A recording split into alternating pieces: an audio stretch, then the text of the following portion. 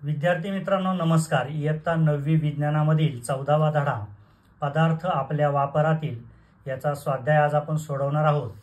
यामध्ये आपण दैनंदिन जीवनामध्ये वापरत असलेल्या अनेक पदार्थांची वैशिष्ट्ये, त्यांचे गुणधर्म व रचना या संदर्भात महत्त्वपूर्ण अशी माहिती आलेली आहे। चला तर मग स्वाध्यायाला सुरुवात करूया। पहिला प्रश्न आहे, रिकाम्या जागी योग्य शब्द लिहा। या ठिकाणी आपल्याला रिकाम्या जागा दिलेल्या आहेत, त्या ठिकाणी आपल्याला योग्य शब्द भरायचा आहे। त्यातील पहिलं वाक्य आहे, धुण्याच्या सोड्यामध्ये स्फटिक जलाच्या रेणूंची संख्या टिंब आहे, तर ती 10 असते, त्यामुळे ते 10 आहे असं उत्तर आपण लिहिलेलं आहे। पुढे बेकिंग सोड्याचे रासायनिक नाव सोडियम बायकार्बोनेट आहे। सोडियम बायकार्बोनेट ही गाळलेली जागा आपण भरलेली आहे। बेकिंग सोड्यालाच सोडियम बायकार्बोनेट असं म्हणतात।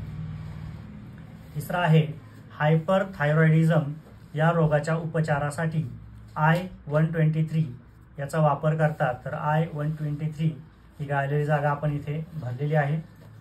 यानंतर टेफ्लॉनचे रासायनिक नाव आपल्याला इथे भरायचं आहे। टेफ्लॉनचे रासायनिक नाव टिंब आहे, तर पॉलीटेट्राफ्ल्युरोइथिलीन असं टेफ्लॉनचं रासायनिक नाव आहे, ते या ठिकाणी आपण भरलेलं आहे। यानंतर दुसरा प्रश्न आहे, योग्य जोड्या लावा। इथे आपल्याला अ गट व ब गट दिलेला आहे आणि त्यांच्या जोड्या लावायच्या आहे। अ गटामध्ये आहे संतृप्त मिठवणी, सम्मिलित मीठ, CaOCl2, NaHCO3 आणि इकडे ब गटामध्ये आहे सोडियम धातू मुक्त, आम्लारी धर्मी क्षार, मिठाचे स्फटिकीभवन आणि रंगाचे ऑक्सिडीकरण। या ठिकाणी संतृप्त मिठवणी म्हणजेच मिठाचे स्फटिकीकरण असतं, त्यामुळे आपण इथे मिठाचे स्फटिकीभवन याला जोडी लावलेली आहे। सम्मिलित मीठ यामध्ये सोडियम धातू मुक्त असतो, त्यामुळे अ लिहिलेला आहे। CaOCl2 हे रंगाचे ऑक्सिडीकरण असतं, त्यामुळे इथे डी लिहिलेला आहे आणि NaHCO3 हा आम्लारी धर्मी क्षार आहे, त्यामुळे याची जोडी ब अशी आपण इथे लावलेली आहे। अ गटाच्या समोर ब गटामधील जे आद्याक्षर आहेत ती योग्य जोड्यांची आपण इथे समोर लिहिलेली आहेत। पुढील प्रश्न पाहूया। खालील प्रश्नांची उत्तरे लिहा। पहिला प्रश्न आहे, किरणोत्सारिता म्हणजे काय? किरणोत्सारितेचा आपल्याला अर्थ इथं वैज्ञानिक भाषेमध्ये लिहायचा आहे। तर अतिशय भेदक व अदृश्य किरण उत्स्फूर्तपणे बाहेर टाकण्याच्या युरेनियम, थेरियम, रेडियम इत्यादी उच्च अणुअंक असणाऱ्या मूलद्रव्यांच्या गुणधर्मास किरणोत्सारिता असे म्हणतात। तर हे जे उच्च अणुअंक असणारे जी मूलद्रव्य आहेत, युरेनियम, थेरियम, रेडियम, हे काय करत असतात, तर अतिशय भेदक व अदृश्य किरण उत्स्फूर्तपणे म्हणजे सहजपणे त्यांचे तेच बाहेर टाकत असतात सतत, आणि हा जो गुणधर्म आहे या मूलद्रव्यांचा त्यालाच किरणोत्सारिता असे म्हणतात। पुढे अणुकेंद्रक अस्थिर आहे असे केव्हा म्हणतात? जेव्हा अणुकेंद्रातून किरणोत्सारी प्रारणे म्हणजेच अल्फा, बीटा व गॅमा किरण बाहेर टाकली जातात, तेव्हा अणुकेंद्रक अस्थिर आहे असे म्हणतात। हे आपण उत्तर लिहिलेलं आहे। पुढे तिसरा प्रश्न आहे, कृत्रिम खाद्यरंगामुळे कोणते आजार होतात? आपल्या वेगवेगळ्या अन्नपदार्थांमध्ये कृत्रिम खाद्यरंग वापरले जातात, त्यामुळे कोणकोणते आजार होतात ते आपल्याला इथे लिहायचं आहे। तर कृत्रिम खाद्यरंगामुळे पुढील आजार होतात। यात पहिला आहे लहान मुलांमध्ये होणारा ADHP। ADHP नावाचा एक आजार असतो, attention deficit hyper activity disorder. याच्यामध्ये मुलं जास्त वेळ एका कोणत्याही गोष्टीवर एकाग्र होऊ शकत नाही, अशा प्रकारचा हा आजार असतो। त्यांचं लक्ष कायम विचलित राहतं। तर यासारखे आजार कृत्रिम खाद्यरंगामुळे होतात। यानंतर ॲलर्जी सारखे रोग उद्भवतात, मज्जासंस्थेचे रोग होऊ शकतात आणि कर्करोग होऊ शकतो। अशा प्रकारे कृत्रिम खाद्यरंगामुळे जे रोग होऊ शकतात त्यांचे आपण इथे लिस्ट करून लिहिलेले आहे। पुढील प्रश्न आहे, औद्योगिक क्षेत्रात किरणोत्सारितेचा उपयोग कोठे करतात? किरणोत्सारिता हा जो मूलद्रव्यांचा गुणधर्म आहे त्याचा औद्योगिक क्षेत्रामध्ये उपयोग होतो, तो कोठे कोठे होतो ते आपल्याला लिहायचं आहे। तर पहिला आहे, गॅमा किरणांच्या साहाय्याने बिडाच्या वस्तू किंवा लोखंडाचे वितळ जोड यातील भेगा व पोकळी शोधता येतात। दुसरा आहे, उत्पादनात एका बाजूने किरणोत्सारी द्रव्य व दुसऱ्या बाजूला किरणोत्सार मापन यंत्र असते। मापन यंत्राने दाखवलेला किरणोत्सार पत्र्याच्या जाडीप्रमाणे ॲल्युमिनियम, प्लास्टिक, लोखंड अशा पदार्थाचे कमी जास्त करता येतो। या तंत्राच्या साहाय्यानेच पॅकिंगमधील मालही तपासता येतो। तर अशा प्रकारे किरणोत्साराचा उपयोग करून एखादी वस्तू पॅकिंगमध्ये असेल तरी तिची तपासणी आपल्याला करता येते। किरणोत्सारितेचा उपयोग रेडिओग्राफी करण्यासाठीच्या कॅमेऱ्यामध्ये केला जातो।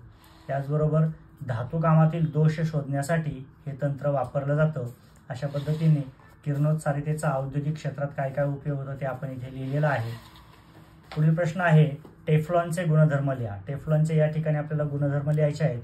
टेफ्लॉनवर वातावरणाचा व रासायनिक पदार्थांचा परिणाम होत नाही. टेफ्लॉन कोटेड वस्तूंना पाणी व तेल हे दोन्ही पदार्थ चिकटत नाहीत. टेफ्लॉनचा द्रवणांक 327 अंश सेल्सिअस आहे, त्यामुळे टेफ्लॉनवर उच्च तापमानाचा परिणाम होत नाही. टेफ्लॉन कोटेड वस्तू सहजतेने स्वच्छ करता येतात. अशा पद्धतीने अतिशय उपयोगी अशा टेफ्लॉनचे आपण या ठिकाणी गुणधर्म लिहिलेले आहेत. पुढील प्रश्न आहे पर्यावरण पूरक रंगपंचमी साजरी करण्यासाठी कोणत्या प्रकारचे रंग वापराल का? पर्यावरण पूरक रंगपंचमी साजरी करण्यासाठी आपण कोणत्या प्रकारचे रंग वापरायला हवेत हे या ठिकाणी आपल्याला लिहायचं आहे. त्याचबरोबर त्याचं कारणही आपल्याला द्यायचं आहे. तर पर्यावरण पूरक रंगपंचमी साजरी करण्यासाठी वनस्पतींपासून तयार केलेले नैसर्गिक रंग वापरता येतील. यात बीट, पळसाची फुले, पालक, गुलमोहर या विविध रंगी स्त्रोतांपासून रंगपंचमीसाठी रंग तयार करता येतील. या नैसर्गिक रंगांमुळे आंधळेपणा, त्वचेचे रोग, अस्थमा यासारखे अपायकारक रोग होणार नाहीत. अशा पद्धतीने कोणते रंग वापरावेत आणि हे रंग का वापरावेत याचं कारण असं दोन्हींचं आपण या ठिकाणी लेखन केलेलं आहे. पुढील प्रश्न पाहूया. टेफ्लॉन विलोपन सारख्या पद्धतींचा वापर खूप वाढलेला का आहे? तर टेफ्लॉन विलेपन या पद्धतीचा खूप वापर वाढलेला आहे वेगवेगळ्या वस्तूंमध्ये. त्याचं कारण आपल्याला द्यायचं आहे. टेफ्लॉन विलेपन केलेल्या वस्तूंवर वातावरणाचा व रासायनिक पदार्थांचा परिणाम होत नाही. या वस्तूंना पाणी व तेल हे पदार्थ चिकटत नाहीत. तसेच उच्च तापमानाचा परिणाम होत नाही. या वस्तू सहजपणे स्वच्छ करता येतात. म्हणून टेफ्लॉन विलेपन सारख्या पद्धतींचा वापर खूप वाढलेला आहे. पुढे प्रश्न चौथा आहे स्पष्टीकरणासह लिहा. या ठिकाणी आपल्याला स्पष्टीकरण देऊन उत्तर लिहायचं आहे. विरंजक चूर्णाला क्लोरीनचा वास येतो. हा का वास येतो याचं स्पष्टीकरणासह आपल्याला लेखन करायचं आहे. क्लोरीन हा विरंजक चूर्णातील मुख्य घटक आहे. हवेतील कार्बन डायऑक्साईडमुळे विरंजक चूर्णाचे संथपणे विघटन होऊन क्लोरीन वायू मुक्त होतो. म्हणून विरंजक चूर्णाला क्लोरीनचा वास येतो. पुढील प्रश्न आहे विहिरीचे दुष्फेन पाणी धुण्याच्या सोड्यामुळे सुफेन होते. तर कॅल्शियम व मॅग्नेशियम क्लोराइड्स व सल्फेट्सच्या अस्तित्वामुळे विहिरीचे पाणी दुष्फेन होते. हे पाणी सुफेन वापरण्यायोग्य बनवण्यासाठी धुण्याचा सोडा वापरतात. धुण्याच्या सोड्याबरोबर अभिक्रिया होऊन मॅग्नेशियम व कॅल्शियमचे अविद्राव्य कार्बोनेट क्षार तयार होतात आणि विहिरीचे दुष्फेन पाणी सुफेन होऊन जातं. त्याची रासायनिक अभिक्रिया आपण इथे खाली लिहिलेली आहे. MgCl2 + Na2CO3 gives MgCO3 + 2NaCl. अशा पद्धतीने विहिरीचं दुष्फेन पाणी धुण्याच्या सोड्यामुळे सुफेन कशा प्रकारे होतं व त्याची रासायनिक अभिक्रिया या ठिकाणी आपण लिहिलेली आहे. पुढील प्रश्न पाहूया. दुष्फेन पाण्यात साबणाचा साका तयार होतो. याचं कारण आपल्याला स्पष्टीकरणासह द्यायचं आहे.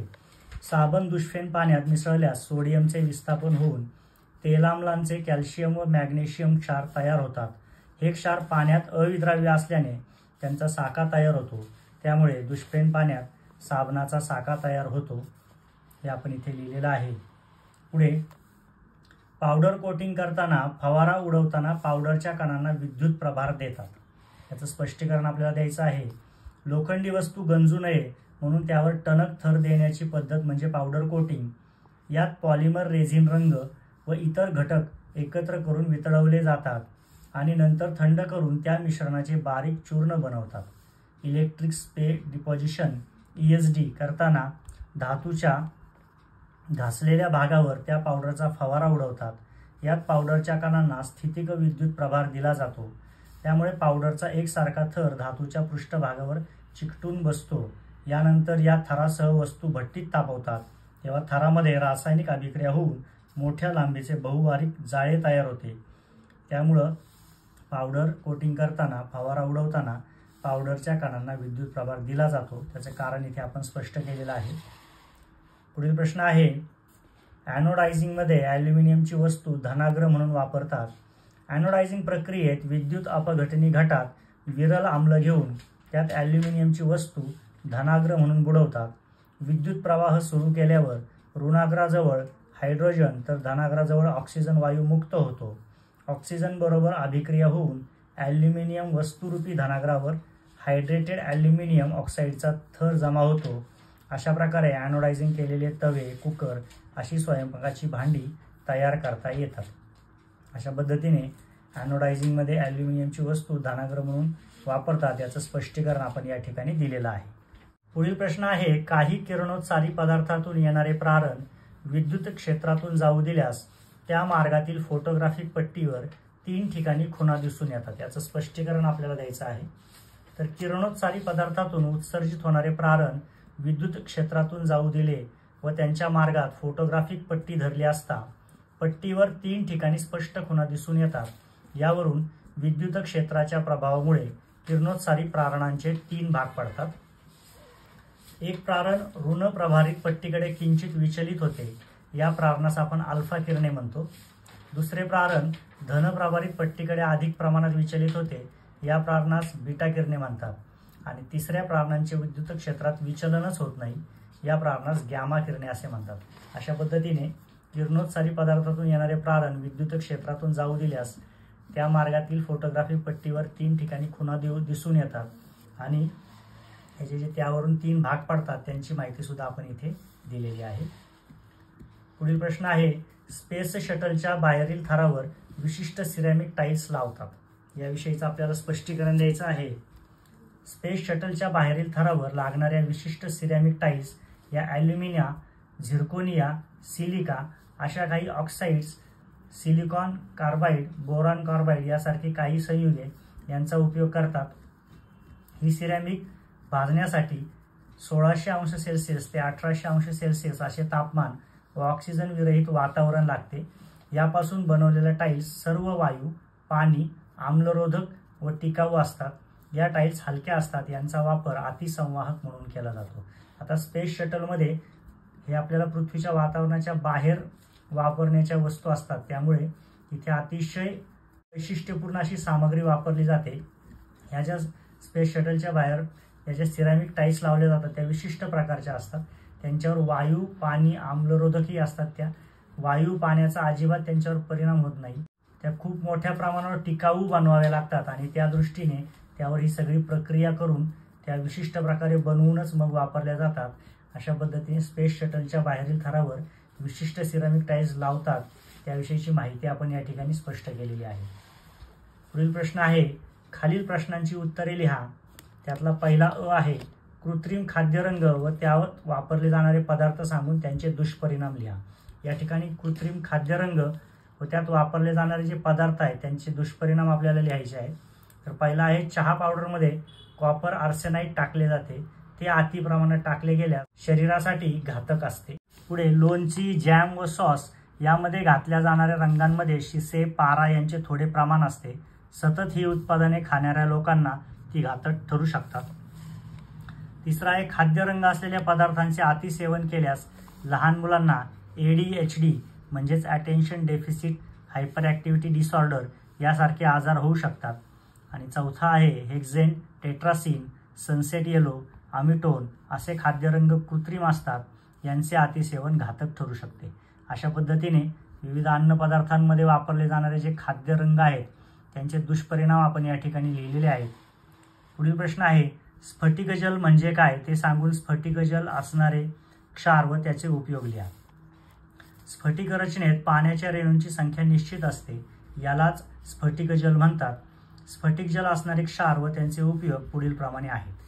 यातील पहिला आहे तुरटी, त्यालाच आपण पोटॅश ॲलम असं म्हणतो. त्याचं रासायनिक सूत्र या ठिकाणी लिहिलेलं आहे. तुरटीचे उपयोग आहेत, तुरटी व तुरटीची लाही औषधात वापरतात.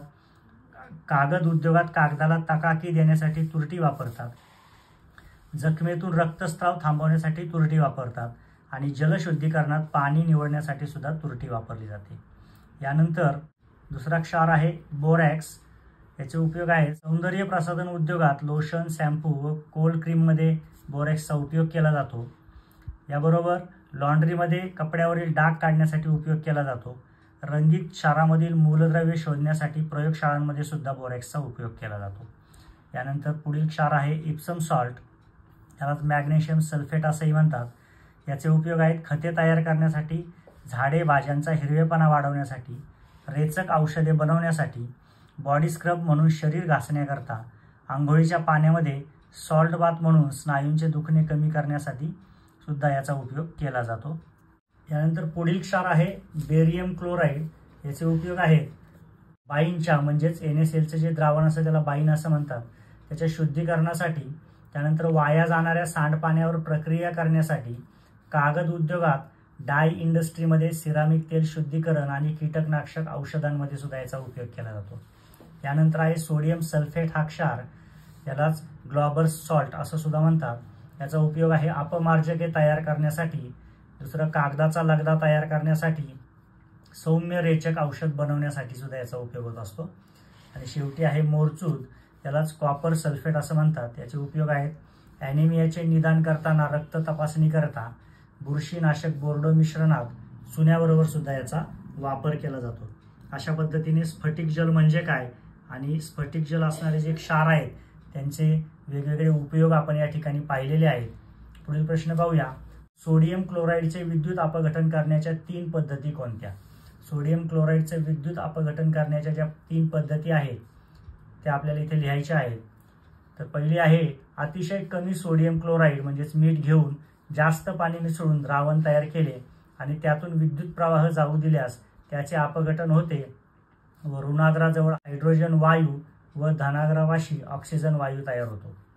यानंतर दुसऱ्या पद्धतीमध्ये सोडियम क्लोराईडच्या संतृप्त जलीय द्रावणातून विद्युत प्रवाह जाऊ दिल्यास क्लोरीन वायू मुक्त होतो.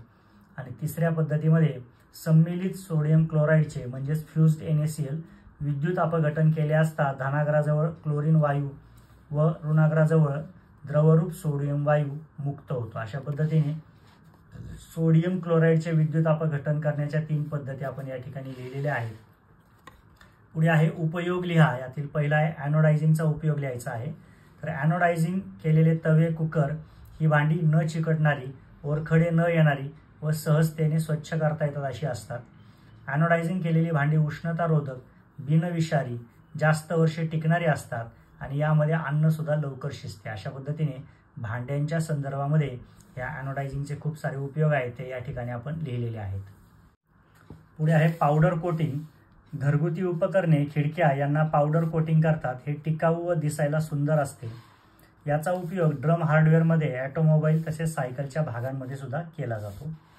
यानंतर किरणोत्सारी पदार्थ यांचे उपयोग लिहायचे आहेत. गॅमा किरणांच्या साहाय्याने विडाच्या वस्तू किंवा लोखंडाचे वितळजोड यातील भेगा, पोकळी इत्यादी शोधता येतात. किरणोत्साराच्या साहाय्याने पॅकिंगमधील माल तपासता येतो.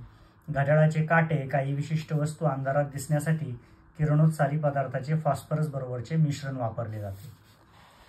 पुढे सिरॅमिकचे आपल्याला उपयोग लिहायचे आहेत.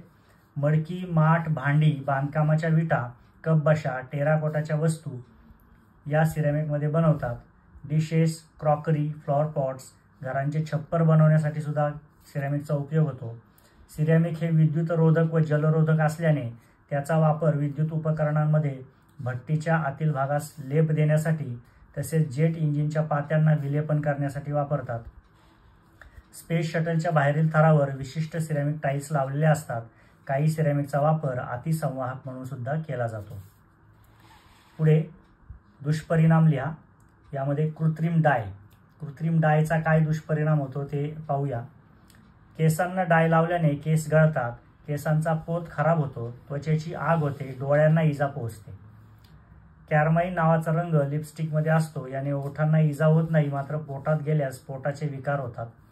नैसर्गिक रंग तयार करण्यासाठी वनस्पतीचा वापर केल्यामुळे पर्यावरणाचा ऱ्हास होतो. अशा पद्धतीने कृत्रिम डायचे जे दुष्परिणाम आहेत ते या ठिकाणी आपण लिहिलेले आहेत. पुढे आहेत कृत्रिम खाद्यरंग. कृत्रिम खाद्यरंगाचे दुष्परिणाम आपल्याला लिहायचे आहेत. चहा पावडरमध्ये कॉपर आर्सेनाइड टाकले जाते. ते अतिप्रमाणात टाकले गेल्यास शरीरासाठी घातक ठरते. कृत्रिम खाद्यरंगामुळे लहान मुलांमध्ये ADHD सारखे आजार होऊ शकतात. कृत्रिम खाद्यरंग हे शरीरासाठी घातक असतात. पुढे आहे किरणोत्सारी पदार्थ. किरणोत्सारी प्रारणांमुळे मध्यवर्ती चेतासंस्थेला इजा होते. शरीरातील DNA वर प्रारणांचा हल्ला होऊन आनुवंशिक दोष तयार होतात. त्वचेला भेदल्यामुळे त्वचेचे कर्करोग, ल्युकेमिया असे रोग होतात. घड्याळावर लावलेल्या किरणोत्सारी रंगद्रव्यामुळे कर्करोग होण्याची शक्यता वाढते. यानंतर आहे दुर्गंधीनाशक. ॲल्युमिनियम, झिर्कोनियम हे डिओमधील सर्वात घातक रसायन असल्याने डोकेदुखी, अस्थमा, श्वसनाचे विकार, हृदयाचे विकार असे आजार संभवतात. DO मधील ॲल्युमिनियम क्लोरोहायड्रेट्समुळे त्वचेचे रोग तसेच कर्करोग होण्याची सुद्धा शक्यता असते. यानंतर पुढे 8वा प्रश्न आहे, रासायनिक सूत्र लिहा. पहिला आहे विरंजक चूर्ण, याचं रासायनिक सूत्र आहे CaOCl2. मीठ रासायनिक सूत्र आहे NaCl. बेकिंग सोडा NaHCO3 आणि धुण्याचा सोडा Na2CO3 10H2. अशा पद्धतीने दिलेल्या 4ही पदार्थांची आपण रासायनिक सूत्र लिहिलेली आहेत.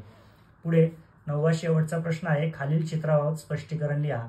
इथे आपल्याला पाठ्यपुस्तकामध्ये पावडर कोटिंगचं चित्र दिलेलं आहे, त्याचं स्पष्टीकरण लिहायचं आहे. तर अगोदरच्या उत्तरांमध्ये पावडर कोटिंगची माहिती आलेली आहे, तीच माहिती या चित्राच्या स्पष्टीकरणाबाबत आपण लिहू शकतो. या ठिकाणी आपला स्वाध्याय पूर्ण होत आहे. स्वाध्यायामध्ये आलेल्या सर्व प्रश्नांची उत्तरं आपण व्यवस्थितपणे लिहिलेली आहेत. अशाच आणखी प्रश्नांचा सराव करा. धन्यवाद.